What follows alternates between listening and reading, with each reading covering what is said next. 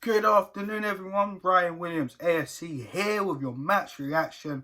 Arsenal pulling it back from a goal down to win 3-1 at the King Power Stadium. Wasn't an easy game, but very comfortable by the end of the game. And guys, if you're new to the channel, please make sure you like, share, and subscribe to the channel. I'm currently on 96 subscribers. Thank you all for subscribing and checking out the content, guys. I really appreciate it. Of course, the goal is to get to 100 subscribers by the end of March. And yeah, we're almost there, guys. So if you're a first-time viewer, please make sure you subscribe. Let me know your thoughts in the comment section. Of course, give us a thumbs up if you like this video as well. Let's try and grow this channel as well. And of course, once we get to 100, of course, the next is getting to be 150. So guys, if you like the content, share it out, guys. Thanks for checking me out. Now let's get on to the game. From the starting lineup, a lot of people were kind of not happy. There were a lot of people online that I've seen that were not really happy. Me, I was a little bit mixed. I knew some players weren't going to play, like Bukayo Saka or Aubameyang. I knew people like Pepe were going to start, of course, or Lacazette was going to start. I was surprised Partey didn't start, but at the same time, I wasn't. So I was a bit like, all right, fair enough. Bellerin didn't come back in, which I thought was good. And Willian, which, surprised me in, him getting a start over Martinelli. But to be honest with you, it's kind of expected from Mikel Arteta. But overall, I wasn't annoyed as everybody else was, but I wasn't. It didn't really fill me enough with confidence. But we did have to change the team around, of course. You know what I'm saying? A few players needed to be rested. I did feel Emile Smith-Rowe needed to be rested, but we'll cover that in a little bit. So, of course, we started the game off, and within 7 minutes, it was absolutely poor. Yuri Tielemans, fantastic goal in terms of his run, his determination, and able to put it in the corner. And we didn't do anything. Of course, there was a penalty shout as well for Pepe, but by VAR wasn't given. The foul was just outside the box. At the time, I was thinking, you know what? It is what it is. Sometimes we get lucky with VAR, sometimes we don't. That's just how it is in the league, you know what I'm saying? After that, I'm pretty sure we get a free kick. After, trying to get back into this game. Willian pops up with another assist, because we've had a few free kicks. We were trying, the balls weren't great. We've had a few corners, but he gets a free kick, and David Luiz gets to head it in, getting away from his defender, smashing it in the bottom corner. Now it's 1-1. Now we're back in the game. And this is where I started to see the game change for Arsenal.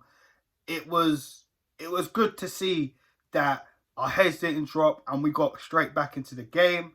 And then after that, we pretty much got a penalty after Ndidi pretty much emulating Emile Smith-Rowe in the Europa League first leg against Benfica, where his hands were up. And, come on, that's a penalty.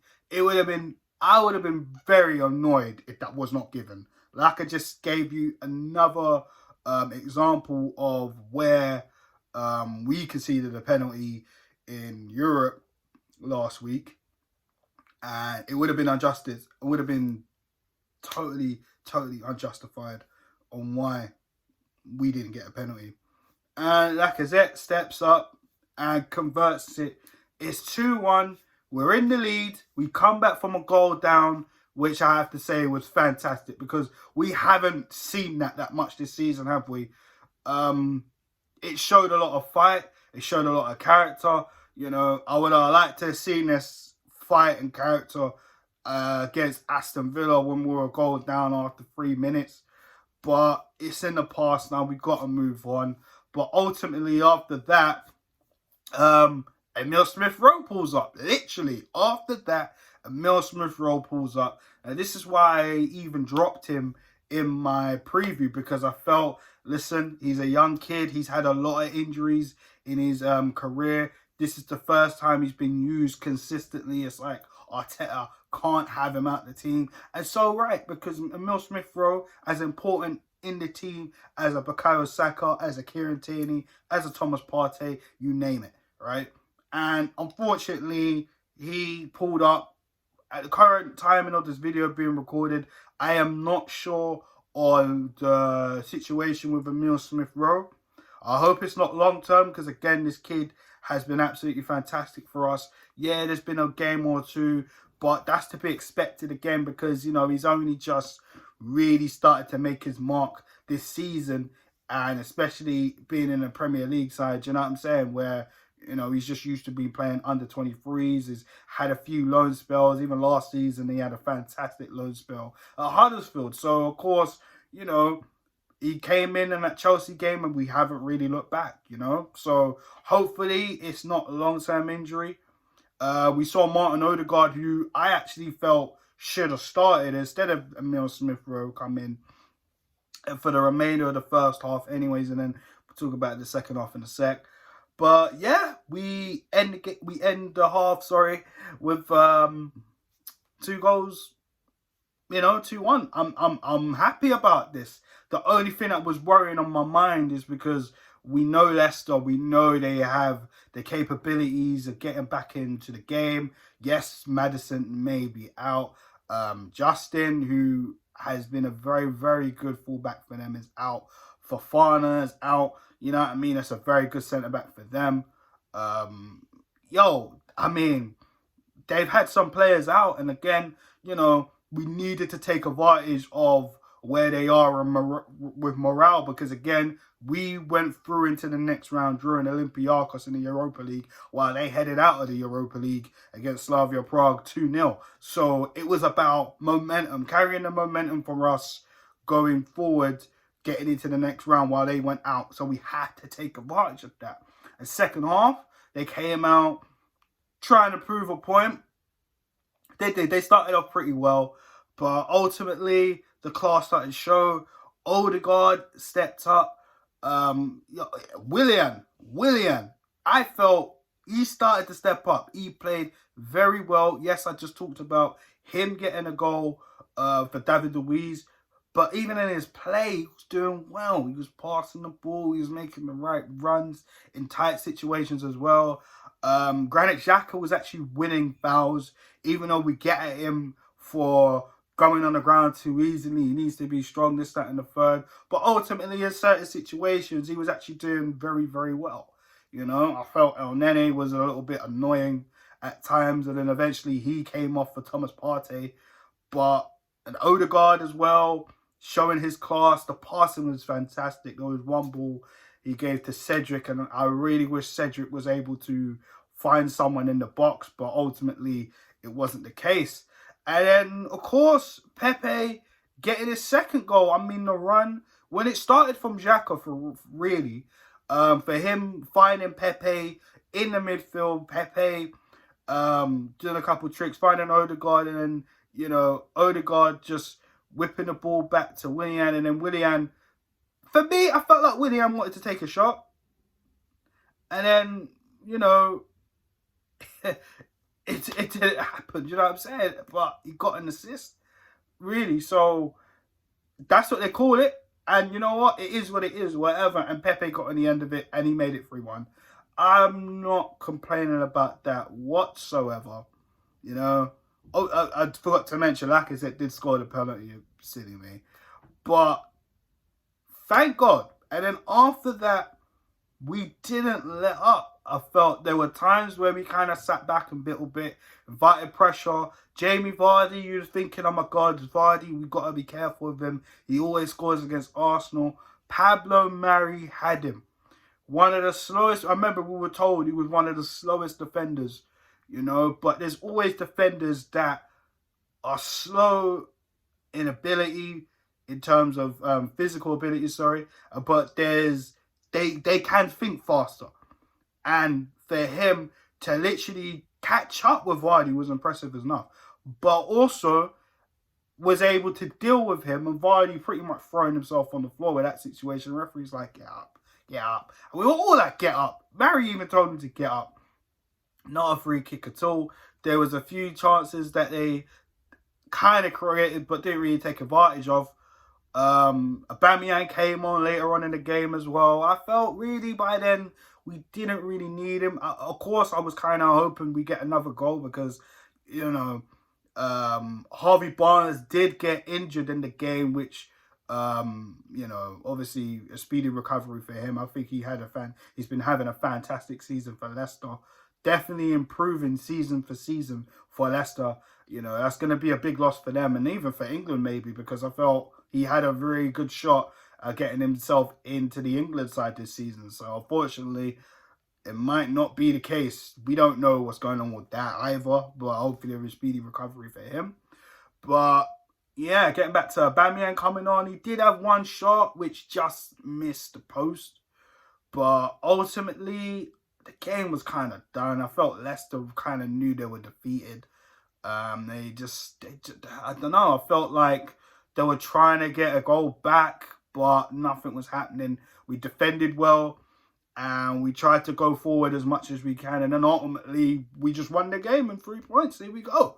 Which I have to say is a very, very good performance against Arsenal. I mean, you heard me, guys. If you checked out Guna TV Media, shout out to my boy Ross.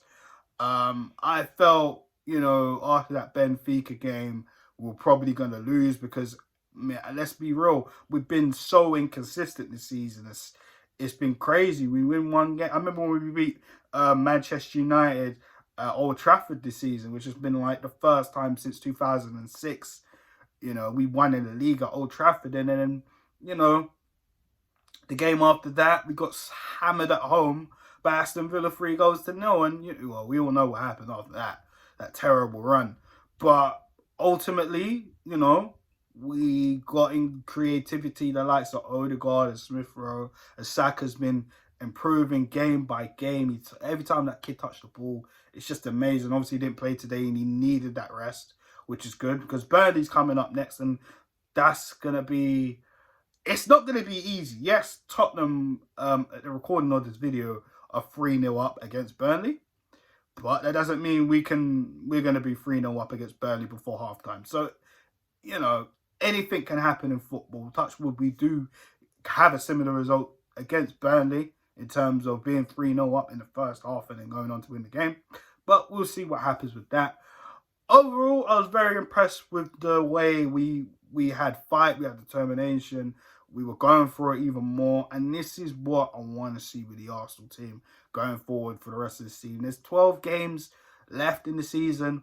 The next games are going to get tough. We got Burnley, we got West Ham, we got Tottenham, we got Liverpool, all coming up relatively soon. Of course, in between the London teams, we do have Olympiacos home and away fixture as well. So that's not going to be easy either.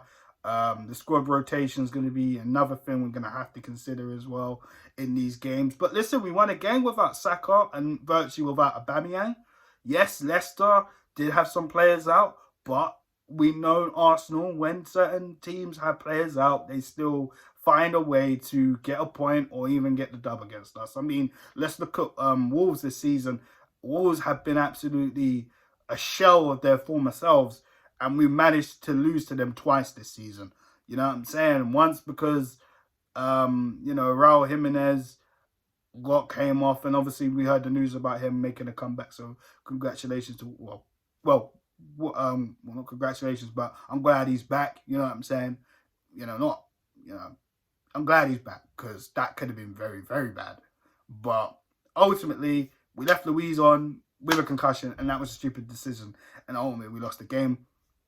And then obviously we all remembered what happened a few weeks ago where, you know, we were 1-0 up and then Luiz got sent off. They got the penalty, 1-1, and then Martinez scores that wicked wonder goal in the second half, and then Leno gets sent off and all that jazz, all that stuff again. So, you know, we got to take it game by game, guys. That's how I'm looking at it, and that's how we got to look at the rest of the season. We have to take it game by game, accumulate as much points as possible because we dropped so many points this season. And mathematically, we can get back into Europa League spots. However, it depends on the team going forward and the momentum that we need to keep and build on. That's what it's about. But for me, like I said, with the new segment in terms of worst player of the match and best player of the match, for me, it's a tough one. Man of the match, I'm going to edge it to Willian because I felt he was pretty much one of the best players on the pitch, or not of the best player on the pitch. People would say Pepe. I think Pepe definitely is up there 100%. Just a few nitpicks with Pepe. I felt there was a chance he could have gave the ball to Odegaard. I think after he got the 2 goals, there were points in the game where Pepe, I felt he started to think about himself a lot more rather than thinking about a team game. But he got the 2 goals, so I was happy with that. Willian, I felt, had a good game. Not really many misplaced passes at all. You know, he just kept it simple. Got 2 assists, and I felt he just played well. You know, and he's had a pretty poor season. This is probably the best I've seen Willian since the opening game against Fulham. And look at Fulham compared to Leicester. Levels. One team's in the bottom half, almost surely to get relegated, and one team's pretty much fighting for Champions League football. So, yeah, but Willian needs to keep the consistency up. But yeah, for me, Willian just edges it to getting man in the match today. Odegaard had a great game. Pepe had a great game. The worst player on the pitch for me, probably El Nene. I felt El Nene at times was just giving the ball away. I think it was a bit lackadaisical. But this is what it is. I mean, Xhaka was the better player today. And I don't really say that a lot, to be honest with you. But I think El Nene had the stinkers for me today. He was the worst man of the match for me. So yeah, guys, that is the reaction, of course. Arsenal winning 3-1 against Leicester at the King Power Stadium. Guys, thanks again for checking out this video. Of course, if you're new to the channel, please make sure you smash that like button. Share the content, of course. Help me get to 100 subscribers, guys. And, of course, let me know your comments in the comment section. I'd love to hear from you all. And, guys, I'll be back for the match preview again. We got Burnley coming up. So, guys, I will be giving you a video in the next coming days. So, Arsenal, well done for today. Willian, well done for today. But can we keep this momentum? That's 2 wins on the trot. Nothing to get really excited about. But can we build on that? That's my question to you guys. Let me know your thoughts in the comment section as well. But I'm out. Guys, have a good afternoon. And, yeah, well done, Arsenal. Peace.